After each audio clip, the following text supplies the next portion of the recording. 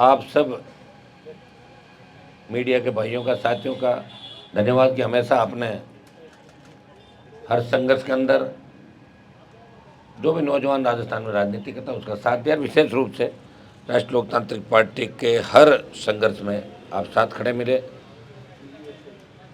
राजस्थान के अंदर आज शुरुआत करेंगे हम महिला अत्याचार से। थाना गाजी के दलित युवती के वीडियो के बाद जिस तरह प्रतापगढ़ के अंदर दरियावद में निर्वस्त्र करके एक आदिवासी महिला को घुमाया जाता है और 3 दिन तक पुलिस को पता नहीं लगता, तो बीट प्रणाली की जो पुलिस बड़ी बड़ी बात करती है और भारतीय जनता पार्टी वहाँ जाती है एक फॉर्मेलिटी पूरी करने के लिए, और उसके बाद बीजेपी का कोई बयान नहीं आता। गृह मंत्री डूंगरपुर बांसवाड़ा के अंदर एक कार्यक्रम में शायद वहाँ जाते हैं और उनको ये याद नहीं रहता कि जिसको पार्टी स्टैंड बना रही वहाँ उस पीड़िता का घर वहाँ से बहुत नज़दीक था। उसके बाद प्रियंका गांधी भी राजस्थान के अंदर आती है, लेकिन उसको कोई याद नहीं करता। और उत्तर प्रदेश के चुनाव के अंदर इन लोगों ने इस को मुद्दा बनाया था, प्रियंका गांधी इन लोगों ने। तो यहाँ आप जो हालात देख रहे हो राजस्थान का, मिला जुली का खेल है राजस्थान में। अपराध में राजस्थान 1 नंबर आ गया। अभी मुख्यमंत्री जी कह रहे थे कि अभी 1 नंबर नहीं, अभी तो थोड़ा पीछे है, तो शायद इन्होंने प्रण कर लिया कि 1 नंबर ला के छोड़ेंगे। विपक्ष राजस्थान में नजर नहीं आ रहा है। सड़क से लेके सदन तक, विधानसभा और लोकसभा तक अगर कोई लड़ाई लड़ रहा है तो राष्ट्रीय लोकतांत्रिक पार्टी लड़ रही है। जिस तरह एक तरफ देश महिला आरक्षण की बात कर रहा है, मैं भी पार्लियामेंट के अंदर ही था जब महिला आरक्षण का बिल पारित हुआ। दुर्भाग्य से देखिए, आनन फानन में विशेष सत्र बुलाया, सारे एमपी भागे, कोई ये डर रहा था चुनाव साथ नहीं हो जाए, किसके दल को किसी चीज़ की चिंता थी। और हुआ क्या, ऑल पार्टी मीटिंग में एजेंडा नहीं रखा पहले दिन जो बुलाई थी, और बिल लेके आए महिला आरक्षण 33%। और बिल के अंदर ये लिखा कि जो आपकी जनगणना है वो कराएंगे, और जनगणना के बाद जो डिलिमिटेशन है फ्रीज कर रखा है 26 तक, उस डिलिमिटेशन के बाद हम इसको लाएंगे। तो पास अभी कराने की आवश्यकता थी, वो तो फिर 33 तक गया। मैंने कहा था लोकसभा में 33, 47, 52, 56 कब लाओगे, ये तो बताओ, एक तारीख तो बताओ, कुछ टाइम लेके आ जाएंगे। और अगर आपको इतनी चिंता थी महिलाओं की, तो 2014 में जब आपकी सरकार बनी तो ये तो इसमें तो सारे दल सहमत थे। सर्वदलीय बैठक में भी बात हुई कि हम सब सहमत हैं, सब महिला आरक्षण का सब दलों ने प्रयास किया था जब 1989 से के बाद। लेकिन लोगों के अंदर एक जुमला छोड़ना जो बीजेपी की आदत है, काम कम करना और उसका प्रचार प्रसार ज़्यादा करना। क्योंकि कांग्रेस देश में सबसे बड़ी पार्टी का जो स्वरूप है वो भी खो दिया कांग्रेस पार्टी ने। आज लोकसभा के अंदर प्रतिपक्ष का कोई नेता नहीं है, विपक्ष का नेता नहीं है। जो अधीर रंजन चौधरी वो सिर्फ कांग्रेस पार्टी के नेता, सबसे बड़े दल के नेता, क्योंकि विपक्ष का जो वो संख्या कांग्रेस की नहीं आई जिसे नेता प्रतिपक्ष का उनको दर्जा मिलता। ये दुर्भाग्य है। और ये स्थिति हो गई कांग्रेस पार्टी की कि उन्हें INDA बनाना पड़ा, कितने दल उसके अंदर साथ है। और बीजेपी सत्ता में अंदर आई, सत्ता के अंदर आई तो NDA के मार्फत आई। तमाम देश के छोटे स्टेट के जो पॉलिटिकल छोटी पार्टियां थी उनके कंधे पे बंदूक रख के उन्होंने धीरे धीरे अपना बढ़ाया, और जैसे ही काम निकला यूज एंड थ्रो। अभी भी भारतीय जनता पार्टी के अंदर देश में दम नहीं है कि अपने बूते पे सरकार बना सके, और कांग्रेस तो बहुत पीछे चली गई। और मुझे लगता है कि INDA का जो आपका प्रधानमंत्री का चेहरा होगा वो भी कोई और होगा। अभी बात हम राजस्थान की कर रहे हैं। बढ़ते हुए अपराध राजस्थान का तो खुलेआम नेता, पत्रकार, पुलिस, आए दिन हमले, कोर्ट के अंदर हमले, पुलिस कस्टडी के अंदर हमले। आप देखिए अभी जो टोल नाके में भरतपुर के अंदर हुआ, मैं कह रहा हूँ पुलिस कर्मियों पर हमले। ऐसे बहुत से ब्लाइंड मर्डर राजस्थान के अंदर जो नहीं खुले। आप हर जगह ADG क्राइम को भेज देंगे, ये हो जाएगा, होगा क्या भाई, आपका सिस्टम ही छट गया। 25 साल से ही व्यवस्था राजस्थान में जो बनी है, कोई न कोई कारण था। ये वही राजस्थान था जब लोग अपने बच्चों को पढ़ाने के लिए बाहर से आते थे, जब हम स्कूल कॉलेज में पढ़ते थे तो जयपुर का कितना बड़ा क्रेज था, हमारी यूनिवर्सिटी का कितना क्रेज था, हमारे स्कूल का कितना था, अजमेर का मेयो जो वर्ल्ड से बच्चे पढ़ने के लिए आते थे। दुर्भाग्य से राजस्थान में लोग बच्चों को पढ़ाने नहीं भेजते क्योंकि अपराधियों का गढ़ बन गया, गैंगवार का गढ़ बन गया। किस तरह राजनेता संरक्षण दे रहे हैं अपराधियों को, आप देखिए माफिया को किसने पनपाया, राजनेताओं ने। और ये कब से शुरू हुआ, 1998 से अशोक गहलोत आए, फिर वसुंधरा आई, फिर गहलोत आए, फिर वसुंधरा आई, फिर गहलोत आए, और लगातार चलता रहा। और अशोक गहलोत ने खुद ही स्वीकार किया कि उनकी जब सरकार गिर रही थी तो वसुंधरा ने उनकी सरकार बचाई। जो मिलाजुली के खेल का मैं आरोप लगा रहा था वो मुख्यमंत्री ने खुद इस बात की पुष्टि की। गैंगवार की घटनाओं से नौजवान कलम की जगह हाथ में बंदूक लेके चला और नशे की प्रवृत्ति के अंदर राजस्थान का नौजवान डूब रहा है। आज अखबार उठा के हम देखेंगे, सोशल मीडिया या इस आपके इलेक्ट्रॉनिक मीडिया पे खबर चलेगी तो अपराध में राजस्थान बहुत आगे बढ़ रहा है। महिला अपराध के अंदर, दूसरा अपराध के अंदर हमें बेमुक्त अपराध मुक्त राजस्थान करना है। कौन करेगा आप बताओ मुझे।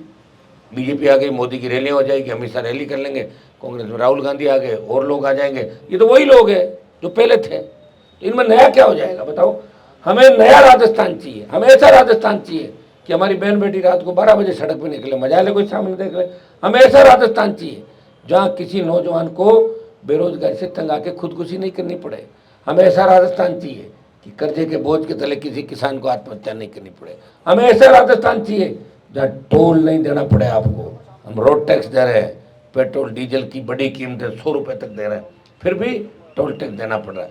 हमें ऐसा राजस्थान चाहिए जब मजबूत लोकायुक्त हो, सशक्त लोकायुक्त हो, लोकायुक्त को मुख्यमंत्री के खिलाफ एफआईआर दर्ज करने में और पर संज्ञान लेने के अंदर जरा सी भी झिझक नहीं हो, वो बुला सके। हम ऐसा सशक्त लोकायुक्त राजस्थान के अंदर चाहिए। कितने नेताओं में भ्रष्टाचार के आरोप लगे राजस्थान में, आप बताइए। लास्ट में क्या होता है, मुख्यमंत्री जाकर पैर पकड़ लेते हैं, दिल्ली से फोन आ जाता है, नेता बच जाते हैं, करोड़ों अरबों खरबों कमाए। एंटी करप्शन ब्यूरो बना रखा आपने, कितने अधिकारी पकड़े गए। अभियोजन स्वीकृति नहीं दे रहे हो आप, कलेक्टर एसपी को फील्ड पोस्टिंग दे रहे हो, कैसे ठीक हो सकता है। एक व्यक्ति अगर ट्रैप होता है और फिर किसी जिले में जाकर कलेक्टर एसपी लगता है, वो कैसे ठीक हो गया, किसने कह दिया। ऐसा सिस्टम होना चाहिए कि जो ट्रैप हो जाए, पकड़ा जाए, जब तक उसका फैसला नहीं, उसको पोस्टिंग नहीं मिले। और इसके लिए विशेष अदालतें राजस्थान के अंदर एसीबी का कोर्ट जरूर बनाए, लेकिन और ज़्यादा संख्या में बढ़ के जल्दी से मुकदमों का निस्तारण हो, ऐसी व्यवस्था स्टेट के अंदर होनी चाहिए। भ्रष्टाचार को तो खुद पनपा रहे। बजरी माफिया राजस्थान के अंदर आया, कोई नहीं बोला बजरी माफिया के खिलाफ। आरएलपी ने संघर्ष किया, 11 बड़ी रैलियां करी। हम ईडी दफ्तर के अंदर भी, हमारे पास कुछ कागजात नहीं मिले थे और हम जा रहे हैं कि ईडी दफ्तर के अंदर कुछ कागज मिल गए हमें। कांग्रेस बीजेपी के नेताओं ने बजरी माफिया को पनपाया और आपको सबको पता किसके साथ बैठता है, किसके साथ उठता है, क्या करता है, क्या नहीं करता। चप्पल नहीं थी उसके पास, आज अरबों खरबों में खेल रहा है, सरकारों को खरीदने की बात कर रहा है, टिकट खरीदने की बात कर रहा है, और नेताओं के साथ पार्टी करता हुआ, लंच डिनर करता हुआ नजर आएगा दिल्ली की होटलों में, दुबई में, दूसरी जगह जयपुर के अंदर। किसने पनपाया बजरी माफिया को, वसुंधरा ने, अशोक गहलोत ने संरक्षण दिया। ये हमारे संघर्ष का ही परिणाम है कि कुछ बजरी माफिया से राहत मिली राजस्थान को। किसी ने लड़ाई नहीं लड़ी बजरी माफिया का, एक आध कोई आंदोलन करता था कोई नेता और वो उसके घर लिफाफा पहुंचता था और वो दूसरे दिन ठीक हो जाता था। यही चला इस स्टेट के अंदर। हमें इसको ठीक करना है, चाहे बजरी माफिया हो, चाहे भू माफिया हो, पर्यटन माफिया हो। जिस शहर के अंदर हम बैठे हैं उसमें आप देख सकते हैं कितने भू माफिया पनप गए कि पूरा अमानी शाह का नाड़ा ही खा गए। क्या हुआ बताओ मुझे। मैं मेरा कह सकता हूँ, मैं अगर सरकार के नज़दीक रहा, ये सारे माफिया जेलों के अंदर होंगे। आज किसान की जो दुर्दशा है, फसल बीमा, आप देखिए इस बार बेमौसम बारिश बरसात हो रही है, अभी बारिश हो रही है। ये बारिश अगर 1 महीने पहले होती तो बहुत बम्पर पैदावार राजस्थान के अंदर होती। प्रीमियम काट लेते हैं फसल बीमा कंपनियां, उसके बाद मिलती नहीं, प्रयास करते हैं कौन था क्या था, कंपनी कर्मचारी छोड़ देती है वहाँ जिला मुख्यालय पे, उसका नंबर कभी ऑफ आता, पकड़ के भी लाते हैं, वो कह रहे साहब हम क्या करें, दिल्ली चले गए, बाहर चले गए। ये बड़ी मोटी रकम यहाँ मुख्यमंत्री, बड़े जो मंत्री होते हैं, यहाँ तक इनकी पहुँच होती है और दिल्ली तक पहुँच होती है, तो इनका कुछ नहीं बिगाड़ सकते। जनता की गाड़ी कमाई लेके चले जाते हैं और जनता वेट करती रहती है। आज किसानों पे देश में कितना बड़ा कर्ज है। हाँ, कांग्रेस ने कहा किसानों का कर्जा माफ़ करेंगे, सही बात है, कांग्रेस को कर्जा माफ़ करना चाहिए, लेकिन देश के किसान का कर्जा भारतीय जनता पार्टी माफ़ करे मिलके। और स्टेट गवर्नमेंट जहाँ जाके वो बैठ के एक पूरा बैठ के इसका मसौदा तैयार हो कि एक बार देश के किसान को बचाने के लिए उसका कर्जा माफ़ करना चाहिए, क्योंकि धन्ना सेठों के 3 लाख करोड़ से ज़्यादा के कर्जे पिछले सालों के अंदर कांग्रेस और भारतीय जनता पार्टी की जो गठबंधन की सरकारें थी, इन्होंने पिछले सालों के अंदर देश के अंदर उद्योगपतियों के कर्जे माफ़ किए। तो किसान का कर्जा माफ़ होना चाहिए। जिन मुद्दों को लेकर राष्ट्रीय लोकतांत्रिक पार्टी हमेशा लड़ाई लड़ रही है। आज ओबीसी आरक्षण की बात करूं, या ओबीसी आरक्षण जो आपके स्टेट के अंदर बात चली थी, विसंगतियाँ थी, उसके अंदर 18 के अंदर वसुंधरा की सरकार में जो आदेश था 22 तक चलता गया, लेकिन कांग्रेस के कुछ नेताओं ने पॉलिटिकल श्रेय लेने के लिए यहाँ गवर्नमेंट हॉस्टल चौराहे पे बैठे इधर उधर मिलेबल सीएम के सेक्रेटरी से मिलते हैं, वहाँ मिलते हैं, यहाँ मिलते हैं, अखबारों के अंदर अपनी खबर छपाई। कहाँ चले गए वो लोग? अब क्यों नहीं बोल रहे हैं? क्या हो गया? विसंगति दूर हो गई क्या? नहीं हुई। शेडो पोस्ट एक भी नहीं भरी गई, विसंगति दूर नहीं हुई। खाली मीडिया के अंदर छपना, सोशल मीडिया पर अपनी बात करना और ये मैसेज देना कि हम ही रहनुमा है ओबीसी के। उन लोगों को मैं कहना चाहूँगा कि उनको याद रखना चाहिए कि क्या के गए थे, क्या क्या। वसुंधरा अगर गलत ओबीसी के हितों पर कुठाराघात कर रही थी, तो गहलोत सरकार ने भी 5 साल ओबीसी के हितों पर कुठाराघात किया। लोकसभा के अंदर भी हमने ये बात कही थी कि ओबीसी आरक्षण सुरक्षित रहना चाहिए, ओबीसी महिलाओं के अंदर भी ओबीसी आरक्षण लागू होना चाहिए। बातें हमने सारी बातें आप रोज देखते हो। एक सांसद पूरे राजस्थान के अंदर अगर बात सरकार के खिलाफ करता तो एक ही सांसद है, वो नागौर का सांसद है। हमारे ईआरसीपी का जो मुद्दा था, आप देखिए ईआरसीपी को केंद्र और स्टेट का मुद्दा गलत तरीके से बनाया गया।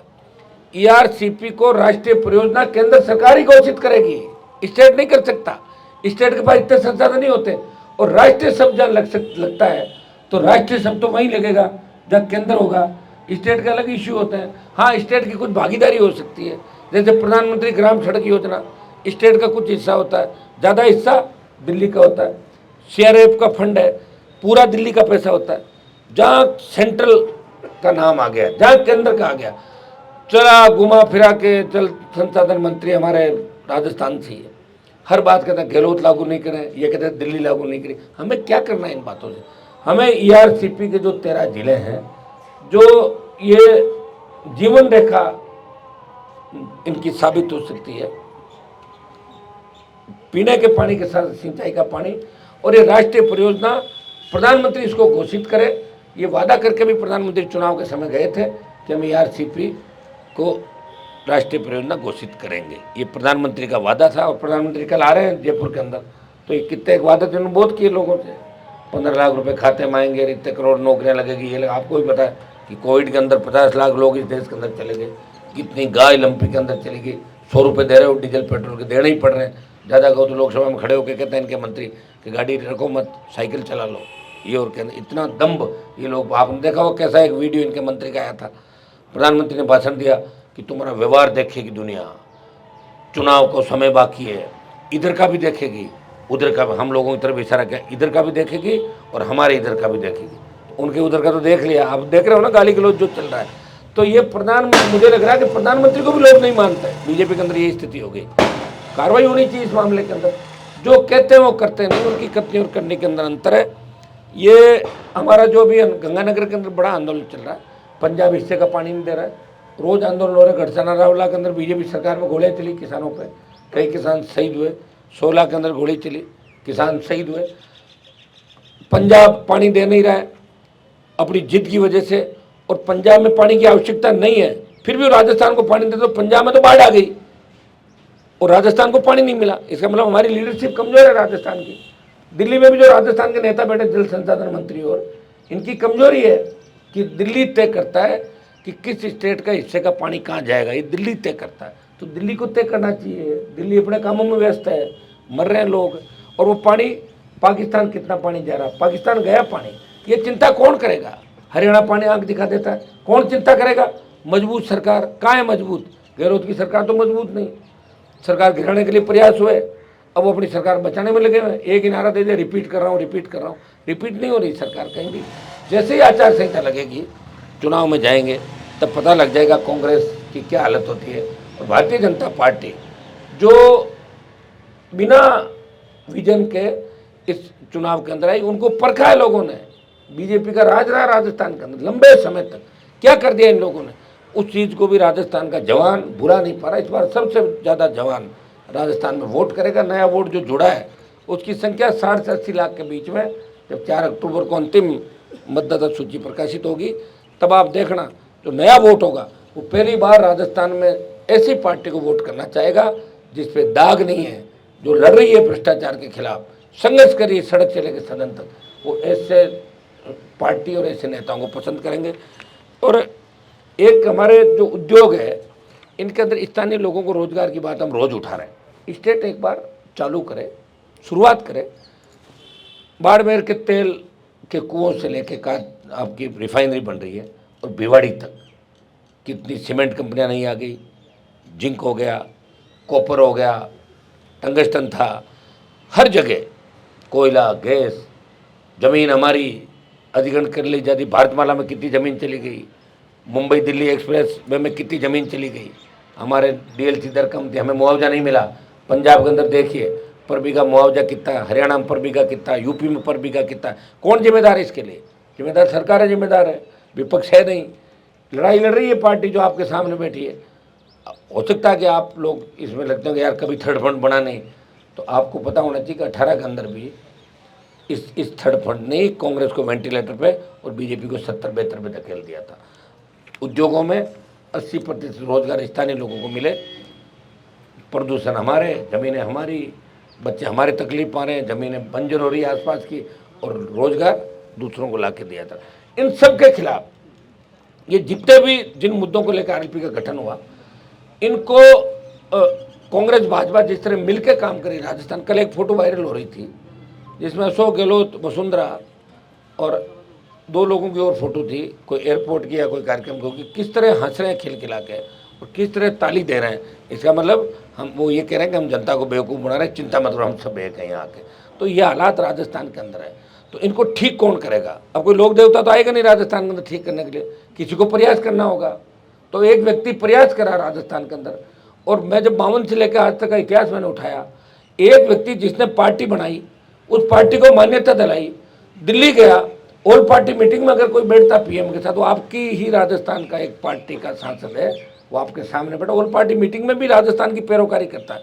विशेष राज्य का दर्जा दो, मेरे राजस्थान में ये करो, मेरे राजस्थान में वो करो, SC ST OBC के आरक्षण को ठीक करो, मानगढ़ को राष्ट्रीय स्मारक घोषित करो, कभी देवनारायण भगवान के मंदिर की जहाँ बात आती है, कभी दूसरे समाजों के जो आर्थिक आधार पर भी अगर आरक्षण की पैरवी करी। तो इस राष्ट्रीय लोकतांत्रिक पार्टी ने आर्थिक आधार पर भी ब्राह्मण, बनिया और दूसरे समाजों को भी आर्थिक आधार पर आरक्षण देने की बात करी थी। सर्व समाज को साथ लेकर हम राजस्थान के अंदर चल रहे हैं। हमें चिंता है ये राजस्थान बचेगा कैसे? अगर नौजवान नहीं बचा तो राजस्थान नहीं बचेगा, नौजवान नहीं बचा देश नहीं बचेगा। पहले किसान बिल ला के किसानों को कमज़ोर किया और अग्निपथ ला के देश के सेना का सम्मान कम किया। सेना के सम्मान में आरएलपी मैदान के अंदर है। 2 लाख जवानों की रैली जोधपुर में करी। लोकसभा मामला कई दर्जन बार उठाया, अब भी उठाया।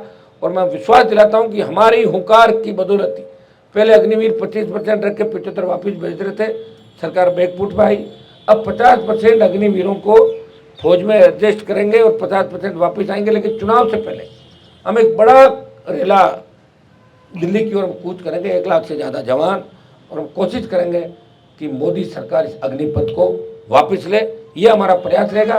राजस्थान में इन बढ़ते अपराध, बेरोजगारी और ये जो हालात राजस्थान का भ्रष्टाचार के बने, इस राजस्थान को जगाने के लिए, इस राजस्थान के प्रत्येक नौजवान, किसान और सर्व समाज को जगाने के लिए राष्ट्रीय लोकतांत्रिक पार्टी एक नई यात्रा की शुरुआत राजस्थान के अंदर कर रही है।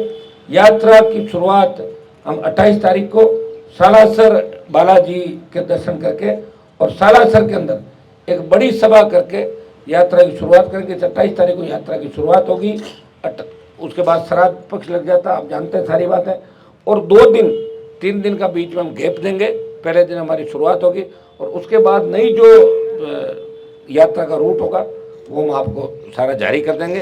लेकिन 28 तारीख से यात्रा का नाम होगा सत्ता संकल्प यात्रा व्यवस्था परिवर्तन के लिए। सत्ता संकल्प व्यवस्था परिवर्तन के लिए इस प्रदेश में हम सत्ता का संकल्प लेंगे, व्यवस्था को बदलना है। गरीब आदमी को आज़ादी के 75 साल बाद थाने तहसील कचहरी में जाए तो उसको मान सम्मान मिले, किसी गरीब को दुत्कार के थानेदार तहसीलदार बाहर नहीं निकाले। ये जो एक लुटेरी टीम बनी हुई देश प्रदेश के अंदर, काला धन वापस लाने की बात चली, कौन सा काला धन आ गया वापस बताओ मुझे? 1 रुपया नहीं आया। हाँ, ये होता था पहले चोरी ज़्यादा लोग करते थे, अब अडानी अंबानी और 5, 10, 15, 20, 50 लोग हैं जो देश के अंदर हर काम उनको मिल जाता है, दूसरे लोग बेरोजगार हो गए। ये हालात आप देख रहे हो। तो हम चाहते हैं कि देश के हालात बदले और उसकी शुरुआत इस राजस्थान प्रदेश से हम कर रहे हैं। हमारी यात्रा का नाम होगा सत्ता संकल्प यात्रा। व्यवस्था परिवर्तन के लिए हम प्रयास करेंगे कि सत्ता पे कब्जा करें। सत्ता के बिना व्यवस्था नहीं बदलती और हम चाहते हैं कि सत्ता जब बदलेगी जब राजस्थान का जवान किसान सर्व समाज इस बार ये तय करेगा कि हमें राजस्थान को बचाने के लिए दोनों पार्टियों को घर बिठाना है और नई सरकार राजस्थान के अंदर बनानी। ये हम 28 तारीख से यात्रा की शुरुआत सालासर बालाजी के दर्शन करके और सालासर में सभा करेंगे और बाकी जो कार्यक्रम है वो हम जारी कर देंगे। हमारी प्रदेश की टीम का ऐलान भी 1-2 दिन के अंदर कर देंगे। हमारा जो स्वच्छता अभियान चला, स्वच्छता से सत्ता की ओर जो नारा दिया था, उसमें 1 महीने के अंदर जो सच्चे बने, जिस तरह बच्चों ने बाइक साइकिल गाड़ियों से खुद जा के सच्चे बनाए, शायद कोई पार्टी 1 महीने में इतने सच्चे नहीं बना सकती जितना राष्ट्रीय लोकतांत्रिक पार्टी ने। वो संख्या 20 लाख से ज़्यादा 1 महीने के अंदर राजस्थान में करके दिखा दी। एक नया इतिहास इस राजस्थान के अंदर अगर किसी ने बनाया तो आरएलपी के जवानों ने और आरएलपी पार्टी के परिवार ने बनाया। बधाई दूंगा और आरएलपी परिवार को, सब लोगों को, मेरे तीनों विधायकों को कि इन्होंने विधानसभा के अंदर मजबूती से हमेशा अपना पक्ष रखा और लड़ते रहे। जहाँ भी इनको बता दिया, चाहे आदिवासी बेल्ट में बता दिया, कहीं भी बता दिया, ये चले गए, प्रयास किया, उठे जब सरकार ने मांगे माने। ये आरएलपी पार्टी का आगामी एजेंडा हमारा रहेगा और उसके बाद हम राजस्थान के अंदर जो जगह जगह संघर्ष हमारे चल रहे हैं वो हमारे जारी रहेंगे। हनुमान जी, एक सवाल है मेरा। अभी आपने महिला हक की बात करी, अभी एक हनुमान जी आपने महिला हक की बात करी, आपके पार्टी में कितने % महिलाओं को पदाधिकारी बनाया गया? एक तो ये सवाल है।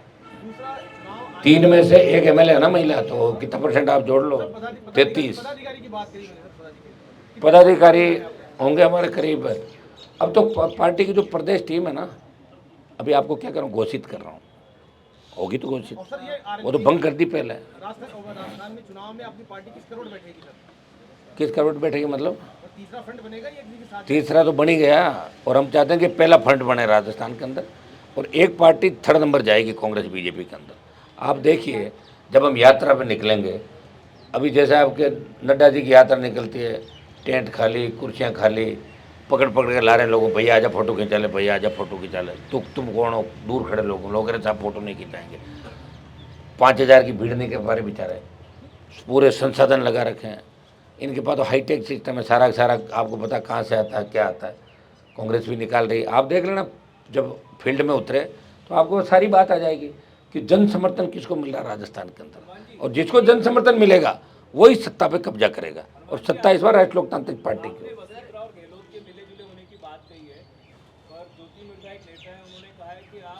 वो इसके बारे में जो आप जिस नेता का सुन तो लो मेरी बात, आप ऐसा मेरी बात सुन लो, ऐसे आप हर किसी की बात मत करो। उसके बारे में जिसका आप नाम ले रहे हो ना, 3, 4, 5 बार अगर कोई मेरे सामने हार जाए, बार आप उसका नाम लो, वसुंधरा गहलोत की बात करो और कोई बड़ा, उसके बारे में इंदिरा बावरी जी जवाब दे देंगे आपके। लो आप बताएं, आप बात बता दो आप लोग।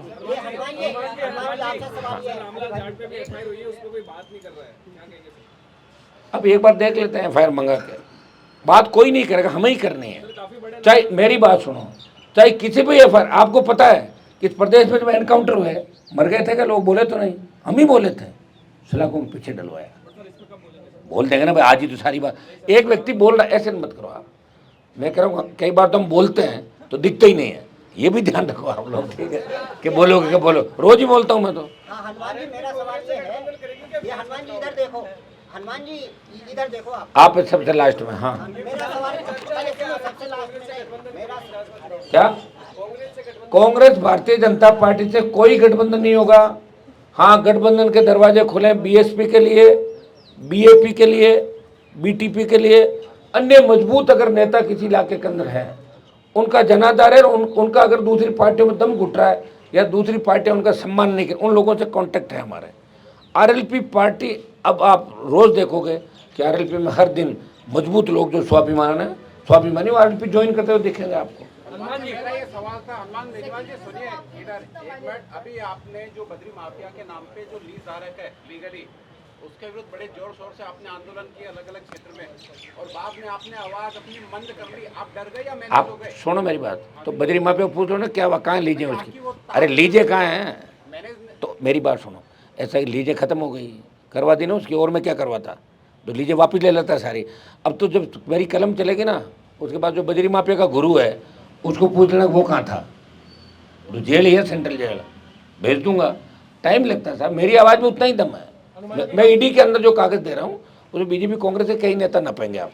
अच्छा हनुमान जी, आपके लिए सेक्युलरिज्म कितना महत्व रखता है? मेरे लिए तो सारी चीज़ महत्व रखती है, आप इसके बारे में बताइए। मैं तो कह रहा हूँ हर चीज़ मेरे लिए महत्व रखती है। ऐसा है, आरएलपी पार्टी का गठन है, वो हम सबका सम्मान करता है। आप मुझे कोई वैसे सवाल पूछे किसी मामले, तब मैं बताऊंगा कि इस मामले में क्या क्या बताएं आप। तो मेरे लिए तो सारी चीज़, मैं कह रहा हूँ मेरे लिए ही महत्व रखता है। इसलिए इस राजस्थान का जो मान सम्मान इस देश में हनुमान बेनीवाल नहीं बढ़ाया। नेता बड़े बड़े होंगे लेकिन पार्टियों के गोद में बैठे, इसका पटका उतारा, इसका पटका पहन लिया। कोई झंडा हरियाणा का लेके घूमते थे, कोई यूपी वालों का, कोई झंडा छोड़ गए, डंडा छोड़ गए, पीछे लेके डोलते थे। मैंने प्रयास किया और बच्चों को एक दिशा दी राजस्थान के अंदर। और देखिए, ये हनुमान बेनीवाल की पार्टी जिसके साथ फ़ोटो खिंचा, एक आदमी आया मेरे पास कि साहब मेरे को आपसे काम है। मैंने कहा क्या काम है, कि मैं सिर्फ फ़ोटो खिंचाना चाहता हूँ आपसे। मैंने कहा उससे क्या होगा, कि उससे बीजेपी में मेरी स्थिति ठीक हो जाएगी, कि नहीं तो हनुमान जी के पास जा रहा हूँ। और हो गया उसका काम, खिंचा ले मेरे साथ फ़ोटो खिंचाने से। अगर बीजेपी में तेरी स्थिति ठीक है तो खिंचा ले फ़ोटो, मैं तो रेडी बैठा हूँ। है लोग ऐसे मन से कहते हैं मुझे। प्रधानमंत्री नरेंद्र मोदी आ रहे हैं, मंच से लेकर सारी व्यवस्थाओं का जो संचालन है महिलाएं कर रही है, आपको क्या लगता अच्छी है बात है ना, संदेश जाएगा? अच्छी बात है। मैं ये कह रहा हूँ महिला आरक्षण के तो पक्ष में ना हम लोग, हमने कह तो दिया ना, लेकिन ये आरक्षण मिलेगा कब ये तो बताओ। मैं तो ये कहता हूँ मोदी को कल ये कहना चाहिए कि भाई अभी आरक्षण जो बिल पारित हुआ है उसमें शर्तें हैं, वो 15 साल 20 साल 25 साल, ये तो प्रधानमंत्री के हाथ में। कल उनको कहना चाहिए कि 66 टिकट हम देंगे, 33 दूना 66, और ओबीसी का भी लाके, क्योंकि वहाँ लागू नहीं हुआ ओबीसी का, एमएलए एमपी में ओबीसी का आरक्षण लागू नहीं है, इसलिए महिला में भी नहीं है। और ओबीसी के हिसाब से वो कहते हैं कि इतनी हम देंगे ओबीसी को, तो 125 सीट की कल डिक्लेयर कर देना चाहिए उनको, तो एक मैसेज जाएगा कि प्रधानमंत्री ने ये कहा। चूंकि अभी संवैधानिक रूप से आरक्षण लागू नहीं हुआ, समय लगेगा। वो तो हमने एक जुमला छोड़ा था वोटों के लिए, जो हमेशा उनकी आदत है जुमला छोड़ने की। वो ये कहते हैं कि 66 टिकट तो दूंगा मैं, 33% जो है 66, और ये दूंगा ओबीसी के। प्रधानमंत्री को कहना चाहिए, उनके तो हाथ में, जैसे मेरी पार्टी का टिकट देना अभी हम सब लोग बेटा हमारे हाथ में। और मैं आपको ये वचन दे सकता हूँ कि इस बार महिलाओं युवाओं को आरएलपी सबसे ज़्यादा टिकट देगी राजस्थान के। हनुमान जी, आपने अभी कहा कि सत्ता के बिना जो है व्यवस्थाओं में बदलाव नहीं हो सकता। सत्ता पाने के लिए राजस्थान में कांग्रेस को देखें तो उनका राष्ट्रीय नेतृत्व पूरा यहाँ मौजूद है। प्रधानमंत्री यहाँ आ रहे हैं, आम आदमी पार्टी से भगवंत मान केजरीवाल राजस्थान में दौरे कर रहे हैं, चौटाला तक राजस्थान की चाबी बनने की बात कर रहे हैं। ऐसी स्थिति के अंदर आरएलपी जो इतनी बड़ी बात कर रही है, कहीं ये सपने जैसा तो नहीं हो जाएगा, या आप इसको कैसे मैनेज करोगे? उसका कारण आप ये भी है कि यहाँ राजस्थान के अंदर कभी ये प्रयास किसी ने किया नहीं, प्रयोग किया नहीं, और हर बार लोगों को सफलता मिली। यार यहाँ के नेताओं ने हमेशा धोखा दिया पब्लिक को। कोई कहता था मैं पार्टी बनाऊंगा, पता लगा पार्टी तो बनी हुई थी, दूसरा नाम ले आए, नहीं बनी पार्टी किसी से। कभी पार्टी बनाई तो 1 महीने बाद उसका विलय हो गया। तो ये आपका सवाल वाजिब है कि अभी जो राजस्थान के लिए गीत गाए जाते हैं, वीरों की धरती सूरा रेर मीठा मोरा री, वो तो अभी ही पता लगेगा। आप अगर मुझे निकाल दो तो क्या है दिल्ली में आपके पास 24 आदमी है जो डांट खाते हैं मोदी से। प्रधानमंत्री ये और कहता है चुपचाप चले जाना, शुक्रवार के बाद मत दिखना, यहाँ पे जाओ अपने अपने एरिया में। ये तो मैं बैठा हूँ तो इज्जत तो लेके बैठा हूँ इसी स्टेट की। पार्टी बना के जितने भी देश में ये लोग आप जिन जिन का नाम ले रहे हो घूम रहे हैं यहाँ पे, क्यों घूम रहे हैं, लेकिन उनकी हवा नहीं बन रही है। आप पार्टी की हवा क्यों नहीं बनी आप भी जानते हो। हनुमान बेनीवाल की आरएलपी पार्टी किसान जवानों की पार्टी है। यहाँ हर किसी का स्टेशन नहीं लगने वाला। यहाँ राजस्थान में आरएलपी इस बार बहुत मजबूती के साथ, मैं ये तो नहीं कह सकता सीटें कितनी आएगी, लेकिन एक पार्टी 3rd नंबर पे कांग्रेस बीजेपी में राजस्थान के अंदर चली जाएगी। अगर हमारे साथ बसपा और ये गठबंधन में आ जाते हैं तो हमारी बहुत साउंड स्थिति राजस्थान के अंदर होगी। आप देखिए नेताओं में कहाँ दम है। जो बड़े बड़े नेता, बड़े बाप के बेटे, बड़े बड़े पदों पर बात करते थे ना, बड़ी बड़ी, क्या हुआ, सरेंडर हो गए, बिगी बिल्ली बन गए सारे सारे। तो मैं तो लड़ तो रहा हूँ। आप ये मत पूछो भगत सिंह अगर ये सोचता कि मेरे फांसी पे चढ़ने से मैं क्यों चढ़ूं, मैं कौन सा पीएम बन रहा हूँ, प्रधानमंत्री नेहरू बना था। लड़ाई लड़नी है मुझे राजस्थान के लिए, ताकि आपको बाहर लोग ये नहीं कहे कि वही राजस्थान है जो कांग्रेस बीजेपी वोट डालता था। उत्तर प्रदेश, हरियाणा, पंजाब, बिहार, झारखंड, छत्तीसगढ़, क्षेत्रीय पार्टियां किस तरह ताकतवरों के उभरती है, इस राजस्थान का मान सम्मान कैसे बढ़े, ये हनुमान बेनीवाल लड़ाई लड़ रहा है। मैं तो 3 में मिनिस्टर बन जाता, वसुंधरा से मेरा क्या झगड़ा था, बन जाता मंत्री, खाली हाथ ही जोड़ देते जाके, जो दूसरे लोग कर रहे हैं ये काम। लेकिन वसुंधरा को भी याद दिला दिया, एक हनुमान आया और वसुंधरा को डगमग कर दिया पूरा ही, पता ही नहीं चल रहा कहाँ गई वसुंधरा जी, दिख रहा है आपको? कहीं नहीं है भाई, ये लड़ाई मेरी थी। आप क्या सोच रहे हो गजेंद्र शेखावत और उन लोगों ने वसुंधरा को आउट किया, उसका क्रेज ही खत्म कर दिया पब्लिक में, जिसका क्रेज खत्म आउट, तो क्रेज हमने खत्म किया वसुंधरा। आरएलपी कितने सीट पे लड़ेगी सर? मैं कह रहा हूँ गठबंधन नहीं होगा तो 200 पे, और गठबंधन हो गया जिनसे चाह रहे हैं, अभी बता दिया मैंने नाम कांग्रेस बीजेपी के अलावा, तो अम्बेडकर टेबल टॉक हो जाएगी। जिनका जहाँ जितना प्रभाव है वहाँ उनको सीटें उस हिसाब से मिल जाएगी। हमारे सीटों का झगड़ा नहीं, वो जब गठबंधन होगा जब बता देंगे आपको। हनुमान जी आप पूछ लो आप। अभी बता दिया मैंने, बीएसपी, बीएपी, बीटीपी और अन्य छोटे दल, अन्य वो मजबूत नेता, अगर कोई हमें लगेगा कि निर्दलीय व्यक्ति गठबंधन नहीं करना चाहता, ये कांग्रेस बीजेपी को हरा रहा है, सपोर्ट कर देंगे, हमारे क्या फर्क पड़ता है। किया था ना हमने दरियावद के अंदर। हनुमान जी मेरा जब 2 सवाल है, सुन लो।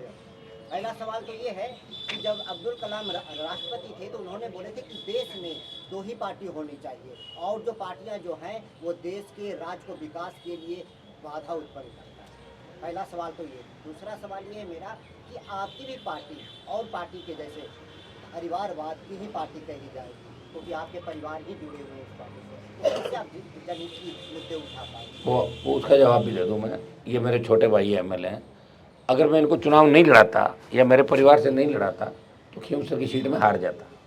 सीट बचाने के लिए ददीची ने क्या किया था आपको पता है? हड्डियों का दान किया था। जब लगा ना भाई अब तो राक्षसों को मार ही नहीं सकते, तो मेरे हड्डियों को ले लो, बचाना देवताओं को। मुझे आरएलपी पार्टी को बचाना था। अगर मैं खींवसर में हार जाता तो आरएलपी को कौन बोलने देता? आप ये सवाल पहले करते। तो इसलिए परिवार के अंदर छोटे भाई को, लेकिन आपको पता है कि सारा जो काम है मेरे तीनों विधायक मुझे पूछे बिना कुछ भी अलग से नहीं करते। दुख सुख के अंदर मेरे साथ खड़े। सारी पार्टियां टूट गई थी, ये बैठा है ना मेरे सामने, कभी बाड़ाबंदी के अंदर नहीं रहते। हाँ, साथ हमने जिनको कमिटमेंट किया उनको साथ दिया, हमने ऐसे ऐसे लोगों का भी साथ दिया। मैदान छोड़ के भागे, लेकिन हम साथ खड़े रहे, हम नहीं भागे। जिसका हाथ पकड़ लिया बीच में, उसका हाथ कभी भी नहीं छोड़ा। और आपने रही दूसरी बात अब्दुल कलाम की, ये उनकी सोच होगी कि 2 ही पार्टियाँ होनी चाहिए, तो उनके हिसाब से थोड़ी चलता है सारा। वो तो हर व्यक्ति का अलग विचार है, आपका अलग विचार है। ऐसे कोई कहते 2 ही चैनल होने चाहिए, 2 ही अखबार होने चाहिए, बाकी क्या करेंगे फिर? वो प्रधानमंत्री आरएलपी से डरे हुए हैं, बार बार इसीलिए आ रहे हैं। प्रधानमंत्री 2013 में खींवसर में 2 मीटिंग करके गए थे। जमान जब तो हुई थी बीजेपी की मेरे सामने, 2013 के एमएलए चुन, गुजरात के सीएम थे उस समय। सचिन पायलट की चुप्पी पे क्या बोलेंगे? वो तो अभी छात्र संघ चुनाव को लेकर जो हमने आंदोलन किया, और उसमें उनको बोलना चाहिए था। मैं तो मैसेज कर, मेरी बात तो उनसे होती नहीं आजकल, क्योंकि जब से उन्होंने कहा नहीं भाई मैं तो कांग्रेस में ही रहूँगा, पहले तो बड़ी बड़ी बात करते थे। अब जो भी उनकी मजबूरियाँ रही, राजनीतिक मजबूरियाँ, मेरा कोई इनसे इतना संपर्क नहीं, मैं उनके साथ थोड़ी पढ़ा हूँ स्कूल कॉलेज में। मेरे दोस्त वैसे दोस्त हैं, बचपन से मैं साथ नहीं रहा। उनकी क्या मजबूरियाँ रही होगी वो तो वही जानते हैं, या अशोक गहलोत जानते होंगे, 2 ही व्यक्ति जानते हैं, और या फिर बीजेपी के लोग जानते होंगे। वो तो कईयों को बता दिया ना, फौजमार कप्तान अशोक गहलोत भी है, सचिन पायलट भी है। फौजमार कप्तान वो होता है जो अपनी फौज को मारता है। उनके लिए जो लोग लड़ते रहे, आप देखना ज़्यादातर को टिकट नहीं मिलेगी। हनुमान जी कितनी पार्टी अभी आपसे गठबंधन करने के लिए इच्छुक है? बहुत भाग रही है खबर। एनडीए, इंडिया, दिल्ली में तो मेरे को सोने ही नहीं दिया। एक जाए इंडिया तो आ जाए आपका एनडीए, वो जाए तो वो आ जाए। मैं बहुत परेशान हुआ पिछले दिनों से, इनको झेल रहा हूँ लोगों को, लेकिन फिर भी खड़ा हूँ मजबूती के साथ। अभी आपने बीएसपी का नाम लिया, इनमें वो मैं कांटेक्ट में, मेरे कांटेक्ट में है वो लोग, प्रयास कर रहे हैं हम लोग। मैंने पिछली बार भी कहा था कि बीएसपी से गठबंधन नहीं हुआ, मेरा गठबंधन मैंने प्रयास किया था। कल को लोग ये नहीं कहते कि हनुमान बेनीवाल ने प्रयास नहीं किया। मैं पूरा प्रयास कर रहा हूँ। आप देख रहे हैं कि हमेशा हर मंच से भी मैं बात करता हूँ, आपके सामने भी बात हमेशा कहता हूँ। लेकिन ये जो हमारी यात्रा है, इससे राजस्थान में बहुत बड़ा बदलाव होगा। और जब यात्रा को आप चलता हुआ देखोगे तो आपको खुद को महसूस होगा कि राजस्थान बदल रहा है। पूरे राजस्थान में निकालेंगे? पूरे राजस्थान में। ये आम आदमी पार्टी के साथ बात होगी? आम आदमी पार्टी वालों को वैसे तो मेरे भगवान मान से दोस्ती है अच्छी, लेकिन मेरी गठबंधन के बारे में किसी तरह की बात उनके साथ नहीं हुई। अभी तो एक बार हम, चूंकि श्राद्ध है ना, 28 को हम यात्रा करेंगे और उसके बाद नेक्स्ट जो 1-2 दिन का ब्रेक देके हम बात कर लेते हैं। उसके जो भी प्रभारी होंगे से उनकी आज हम करके आपको बता देंगे। 28 से यात्रा चलेगी और 150 से 200 विधानसभा क्षेत्रों में ये यात्रा हम पूरी करेंगे राजस्थान।